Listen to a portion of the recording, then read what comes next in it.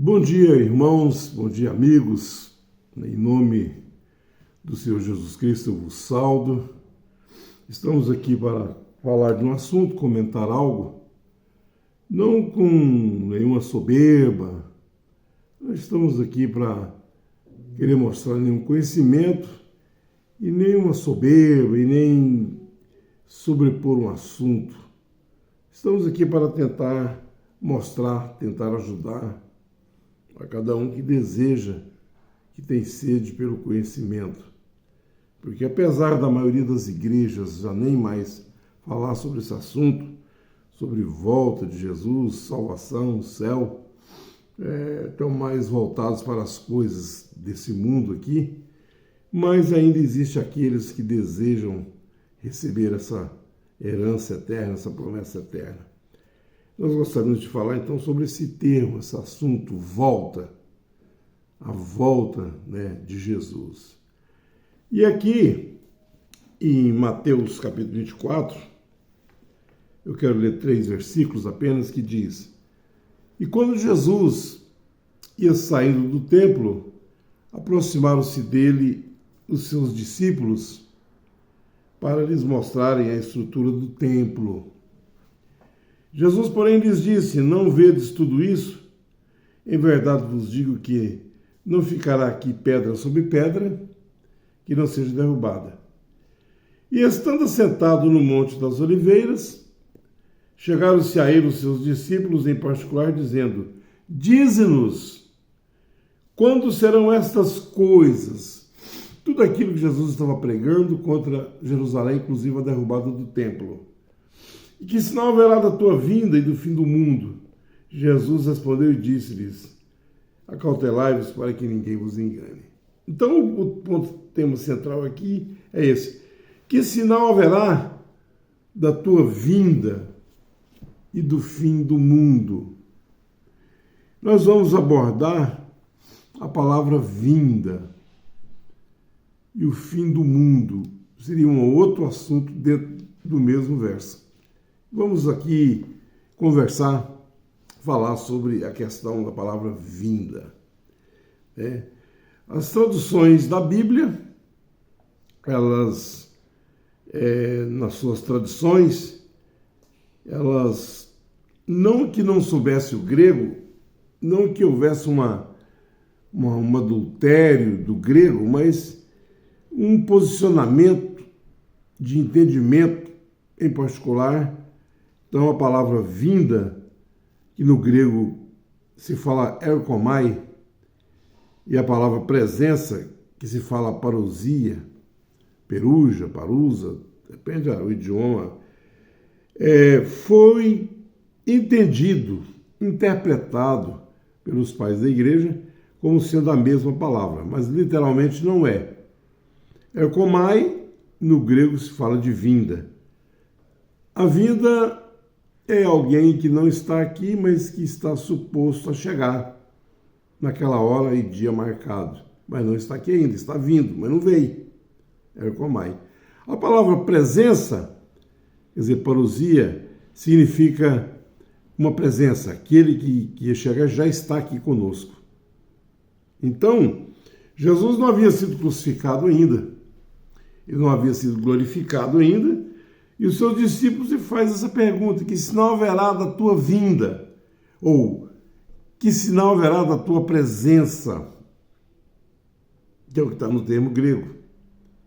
Que os tradutores traduziram como erkomai, pelo um suposto entendimento físico e literal e futurista. Mas não é isso. Então, a comparação da palavra erkomai com parousia, historicamente aconteceu por uma tradição interpretativa antiga e não por uma ignorância do grego. Essa é a verdade. Os tradutores entenderam que a presença de Cristo no contexto escatológico implicava literalmente em algo físico a chegada de Cristo, literalmente físico, a chegada de Cristo. Ercomai está lá para vir. Presença é só depois que ele chegar. Então, por causa disso, eles traduziram vinda. Acharam melhor colocar vinda, que é Ercomai. E não pelo termo literal presença. Então, vamos deixar a presença aqui e vamos colocar vinda, vamos colocar Ercomai. Ele não veio ainda, ele vai vir, ele virá. Então, todos os textos bíblicos estão falando de presença, vamos trocar para Ercomai, para vinda, por uma questão de entendimento, interpretativo. Quem foi que começou essa tradição? Não foi uma pessoa, foi o processo histórico. O próprio processo histórico se encarregou de estabelecer este acontecimento, dessa tradução, que foi os pais da igreja, no século II e século IV. Os pais da igreja. Justino, Irineu, Tertuliano. Então, eles liam parousia como um evento escatológico futurista e visível. Um advento, algo, quer dizer, o retorno, que ainda não havia acontecido. Então, temos que tirar parousia. Está dizendo parousia, está dizendo presença para todos os lugares. Mas então vamos colocar Ercomai. Tipo assim, vamos ajeitar isso aqui, né? De acordo com o entendimento deles. Às vezes os teólogos vão traduzir algo e eles fazem a tradução de acordo com o entendimento que eles têm. Então não foi confusão de palavras, mas interpretação e conceito. Essa é a grande verdade.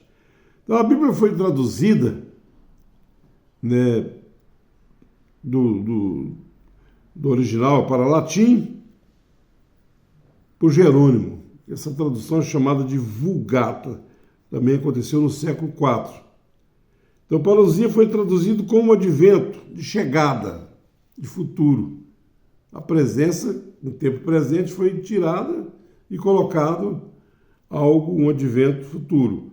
Então, depois da Vulgata, então vieram as tradições baseadas nela ou influenciadas, e finalmente até chegar à Bíblia King James. E agora temos aí uma gama de traduções, cada dia se faz uma nova Bíblia, dizendo para ficar mais fácil de entender, e as pessoas estão comprando, e esse livro vende muito, mas as pessoas não estão a compreender a verdade bíblica, que é o que nos interessa. A tradução de parousia, presença, como vinda, não veio de um erro lexical grego, não foi de um erro, mas de uma tradução teológica herdada da Vulgata. Veja só, que a Bíblia veio para o latim, a tradução que chamamos de Vulgata. Da Vulgata veio outras traduções. Aí veio até chegar a King James e tantas outras. E hoje, quantas traduções nós temos da Bíblia, né? Então, o termo grego não significa a mudança, o termo grego Ercomai, não vem de uma confusão, mas sim de uma... Vamos tentar aqui entender, vamos tentar ajudar o entendimento, vamos colocar assim. E não a realidade, de maneira alguma. Então, Mateus 24:3, quando nós lemos aqui, em vez de dizer que sinal haverá da tua vinda, nós dizemos que sinal haverá da tua presença. Há uma diferença muito grande quando eu digo que eu estou presente e quando eu digo que estou indo. Cadê o fulano de tal, o irmão tal e tal, o pastor tal e tal? Ah, ele está em tal país. Que dia que ele vem? Ele está vindo. Ó, ele vem. O pastor está vindo do Brasil. Vamos lá para o aeroporto esperar tal dia pela manhã, ele vai chegar. Ele não está presente. Ele não está presente. Agora, se ele está aqui, sentado na mesa conosco e almoçando, então você não vai dizer que está esperando, que ele virá, que ele está vindo, porque ele já está aqui. Então, essa grande questão, nós perguntamos para os nossos irmãos, que é a questão da presença dele que ele prometeu. Há muita escritura. Mateus 28, versículo 20, parte B, ele disse, se eu voltar para o 18, por ali, ele disse, todo o poder me foi dado nos céus e na terra. E eis que eu estou convosco todos os dias, até a consumação dos séculos. Ele prometeu estar presente conosco todos os dias até a consumação do século. Agora, como é que ele estaria conosco todos os dias até a consumação do século? As pessoas estão muito preocupadas com o visível, com aquilo que se pode ver, com aquilo que é temporal, com aquilo que é matéria, com aquilo que está aqui diante de nós, que podemos pegar e apalpar. Ele disse aqui em João 14, versículo 28, ele disse, ouviste o que eu vos disse, vou e venho para vós. Olha só, eu vou, mas eu venho para vocês. Eu vou para o Pai, falei 7 vezes. Eu vou para o Pai, eu vou para o Pai, mas eu vou e eu volto, não vos deixarei órfãos. Versículo 16 ou versículo 18. Não vos deixarei órfãos, voltarei para vós. A promessa da volta dele é uma coisa maravilhosa. Quem seríamos de nós sem a volta de Jesus? O que seria de nós sem a vinda dele? Se ele ainda não tivesse vindo, como seria a igreja? É o cabeça do corpo da igreja, é o sumo pastor. Como estaria essa igreja há 2000 anos sem pastor, sem cabeça, um corpo sem cabeça? Porque a igreja não é essa instituição denominacional que nós vemos agora, mercantilista, que virou uma empresa, um CNPJ e negócio. A igreja é aqueles que nasceram da água do Espírito, que foram selados pelo Espírito Santo do corpo de Cristo. Isso é individual. E ela começou no primeiro século e está até hoje na Terra. Nós somos aqueles que começaram no primeiro século. Todos os crentes de todos os séculos estão na glória eterna, ressuscitados, vivificados em um corpo celeste, em um corpo glorificado. Ou caso contrário, eu tenho que rasgar 2 Coríntios capítulo 5 e outras passagens bíblicas que Paulo ensinou. 1 Coríntios 15, do verso 35 até o 50, corte isso aí, vamos fazer uma nova tradução, tire isso aí tudo. Não serve. Vou e venho para vós, eu vou para o Pai, mas eu virei outra vez. Eu virei de novo. E eu venho para fazer o quê? Olha só essa pergunta de Judas, irmão de Jesus, segundo a carne. Senhor, de onde vem que te has de manifestar a nós e não ao mundo? Jesus respondeu e disse, se alguém me ama, guardará a minha palavra, e meu Pai o amará. E viremos para ele e faremos dele morada. A promessa dele foi de voltar para habitar em nós e viver em nossos corações. Isso é individual. E o dia que terminar a sua jornada, que você tiver que atravessar o Jordão, espiritualmente falando, ser colhido e levado à glória eterna, você terminou a sua jornada. Cada um de nós temos uma jornada aqui, uns pelo fogo, outros pelas águas, mas todos pelo Espírito de Deus. Então, não temos medo nenhum de dizer que Jesus, ele nunca deixou a terra. Deus nunca deixou a terra, ele sempre esteve aqui em alguma forma.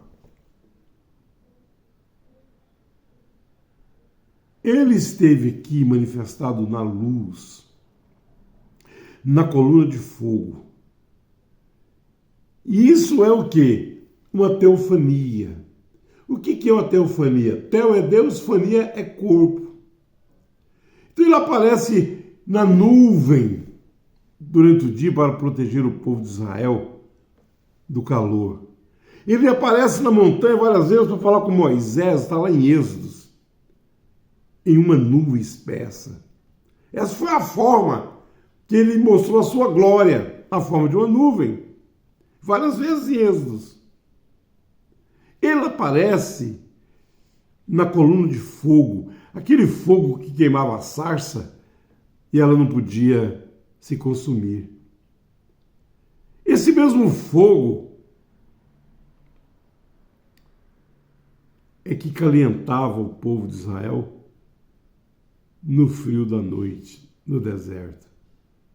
Ele aparece na forma de um anjo para o pai e mãe de Sansão.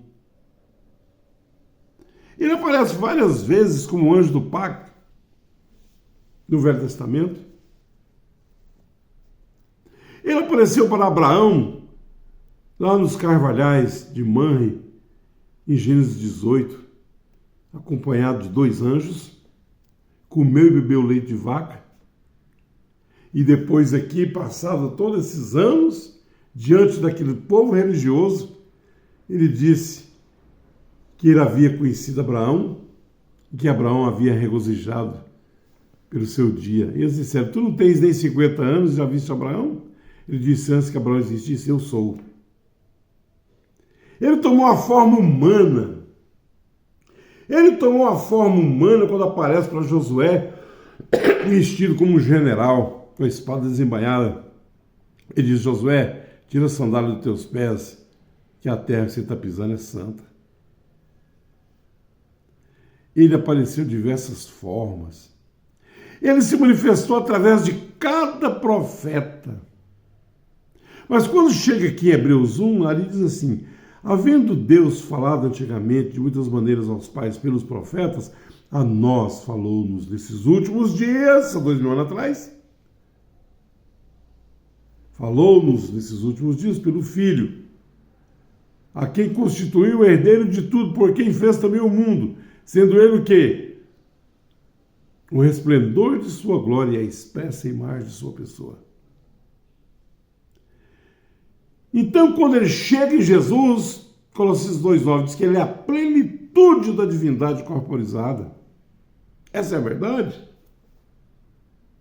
É a totalidade. E aí ele volta na forma de Espírito Santo para viver em sua igreja. Aqui está. João 14, versículo 16 e 17. Eu rogarei ao Pai, e ele vos dará outro Consolador. Aqui eles formam 3 pessoas. Para que fique convosco para sempre. Mas se leu o 17, responde o 16. Ele fala do Espírito, do Consolador. Aí ele vai explicar. O Espírito de verdade que o mundo não pode receber. Por que o mundo não pode receber? Porque não vê e nem o conhece. Não tem como receber o Espírito Santo? De maneira alguma. Mas vós o conheceis. Ué, mas nós nem conhecemos esse Consolador, o senhor está falando que vai rogar, que vai pedir. Como é que nós já conhecemos esse Consolador? Como é que nós já conhecemos esse Espírito Santo que há de vir? Ele diz, porque habita convosco, que era ele mesmo, estará em vós. Quer dizer, então, em outra forma, aqui é algo, não é para beber. Isso aqui não é leite desnatadinho para bebezinho de fé, de maneira alguma. Ele está dizendo que ele e o Espírito Santo é a mesmíssima pessoa. No 18 ele diz, não vos deixarei órfãos, não vou deixar vocês como filhos sem pai, voltarei para vós, um pouco que o mundo não me verá mais, mas vós vivereis, porque eu vivo e vós vivereis. Naquele dia conhecereis que estou em meu Pai, vós em mim e eu em vocês. Pronto, eu venho habitar. Eu venho reinar. Eu venho estabelecer o meu reino, que não pode ser visto nem tocado, porque não é desse mundo. Não é geográfico, não é político. Não é desse mundo tridimensional, temporal, tempo, espaço e matéria. Não é isso, não é nada disso. é um reino espiritual. Então, ouviste que vos disse, vou e venho para vocês. Gente, se Jesus não tivesse voltado, o que seria de nós? Ele nunca deixou a terra, sempre esteve aqui de diferentes formas. E a forma é aspecto de uma pessoa. Uma forma, um aspecto de algo. Porque nada existia. A terra sem forma e vazia. Então ele disse, haja luz. Lá estava o princípio da criação de Deus. O seu pensamento sendo expressado em palavra, trazendo, em terceiro estágio, a existência daquilo que se pode ver. A luz do mundo, como ele diz. Eu sou a luz do mundo. Então, esse assunto é um assunto que não tem como negar. Eu estava vendo um moço aí, tudo dispensacionalista. Eles estão divididos, tem entre pré e pós. Eu digo que são duas tonterias. É um jactanciando com a vaidade, dizendo que ele não virá secretamente, condenando aquelas duas vindas do pré, e eles são chamados de pós. A igreja passa pela tribulação. Não passa, eles estão... Tudo é dispensacionalismo, tudo. É duas tonterias. A verdade é essa aqui. Quando serão essas coisas? Que sinal haverá da tua presença? Aí ele disse, olha, cautelai-vos para que ninguém nos engane. Não vai ficar uma pedra aqui que não seja derrubada. Jerusalém, Jerusalém, quantas vezes eu quis te agasalhar, como se agasalha a galinha, agasalha seus pitainhos, e tu não quiseste. Ô Jerusalém, que mata os profetas e rejeita aqueles que a ti lhes são enviados. Dias de vingança são esses, Jerusalém. Tu serás cercada de exércitos, serás apertada, teus muros cairão, teus filhos morrerão no fio da espada, ai das grávidas que naquela hora de maneira nenhuma escaparão. Tomara que a vossa fuga não seja no inverno, e nem no sábado. Se você estiver no telhado, não desça, quem estiver lá no monte, não volte. Fujam para os montes. E Jesus chorou. Mas quando serão essas coisas, ele diz, quando virdes Israel cercada de exércitos, sabei que é chegado a sua desolação, que falou o profeta Daniel. E isso aconteceu. Jesus disse, não passará esta geração sem que tudo isso aconteça. Meu Deus, 2000 anos a passado e eles estão esperando isso acontecer. 2000 anos tem se passado, isso aconteceu, se cumpriu no ano 70, quando o general Tito, com seus exércitos romanos, exército romano, suas divisões de exército, cercaram Jerusalém. Todos sabem da história, é só ir no Google procurar e ler. A maior chacina que já houve na terra, a maior tribulação do que aquela não houve. Eles chegaram a comer os seus próprios corpos. Os muros foram derrubados. Jerusalém foi incendiada. O templo foi pisado pelos gentios, derrubado. E os que sobraram vivos foram levados, os judeus, segundo a carne, que sobraram vivos daquela tragédia, foram levados cativos pelas nações. Ali foi o fim da velha aliança. Ali foram os últimos dias do judaísmo, da velha aliança. Mas um novo dia para uma nova aliança, um novo dia para a igreja, que é seu corpo, que é seu reino, onde ele está sentado no trono de sua glória, que é a sua alma. Ele está vivendo em nós, esse é o mistério de Deus. Cristo em nós, esperança da glória. Deus em Cristo, Cristo em nós, e o reino está restaurado. Nós somos transportados para o reino do Filho de seu amor. Então nós não vamos reinar, nós já reinamos. E outra verdade, estão esperando no futuro Jesus voltar para estabelecer um reino lá em Israel. Isso é meninice. Ele não vai reencarnar para voltar aqui,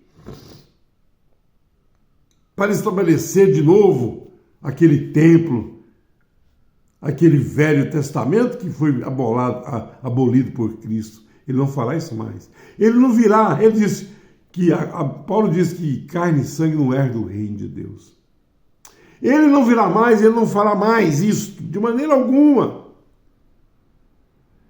Ele já veio e está aqui, falta nós ir embora, falta nós ser livres desse corpo, sermos escolhidos, a encontrar com eles nos ares, nas mansões celestiais. Essa é a grande verdade. É um erro grosseiro. E tem tanta Bíblia, lê um parágrafo aqui, lê versículos aqui, lê uma página aqui, e junta tudo aquilo e forma uma catequese de ensino, uma tradição, sem conhecer as raízes, sem conhecer o que aconteceu nas traduções bíblicas, de onde que veio. Nós não precisamos dos óculos dos patristas da igreja. Eu não preciso dos óculos de Jacob Armínio, muito menos de Calvino. Paulo disse, eu recebi por uma revelação direta do céu. Eu não recebi de homem algum. E a promessa é que quando ele viesse na forma do Espírito Santo para viver em nós, ele nos guiaria em toda a verdade, nos ensinaria todas as coisas. Lê a Bíblia. Ele ensina todas as coisas. Mas se você quiser escolher um homem, um outro Gamaliel, desta hora, fica free, fica livre para fazer isso. Não há problema nenhum. Pode fazer. E não vai ficar contra mim, sou seu irmão. Eu não posso te revelar isto, te dar esse entendimento. Mas eu posso te amar. Eu posso lavar os seus pés. Eu posso te dar um ósculo santo, eu posso te dar um abraço. Não há problema nenhum. A verdade será sempre a verdade. Ela nunca será apagada, nem que seja um dia lá do outro lado da glória você verá essa verdade tão grande. Então não fique com raiva de mim e nem me xingando como muitos fazem, mas seja meu irmão, que eu também sou seu irmão e vos amo em Cristo. Simplesmente estamos compartilhando essa grande verdade, que se não haverá da tua vinda, que se não haverá da tua presença, Mateus 24 está cumprido. Nenhuma estrela vai cair literalmente na Terra, uma estrela é maior do que a Terra. Se uma estrela cair literalmente aqui, explodiria, acabaria com a Terra. Isso é sinal de juízo. A lua não dará mais a sua luz, a lua transformando em sangue, as estrelas do céu caindo na terra. Isso é juízo. Isso já se cumpriu e está cumprindo. E há um povo ainda, poucos desprezados do Senhor nesse mundo, esperando ser chamado ao lar, terminando com honra e glória a sua jornada aqui nesse mundo, enquanto as igrejas estão batalhando por um reino terreno, construindo grandes templos, aumentando seus programas, milhares de pessoas participando, incentivando as pessoas a ficar rico, ficar abençoado, ficar bem aqui nesse mundo, enquanto isso o cutelo está só colhendo, até que ele colheu o último. Vão ficar dizendo, mas não teria um arrebatamento, mas Jesus não ia voltar. E ele já veio e já foi embora com os santos, está nos santos dos santos. Deus os abençoe em nome de Jesus.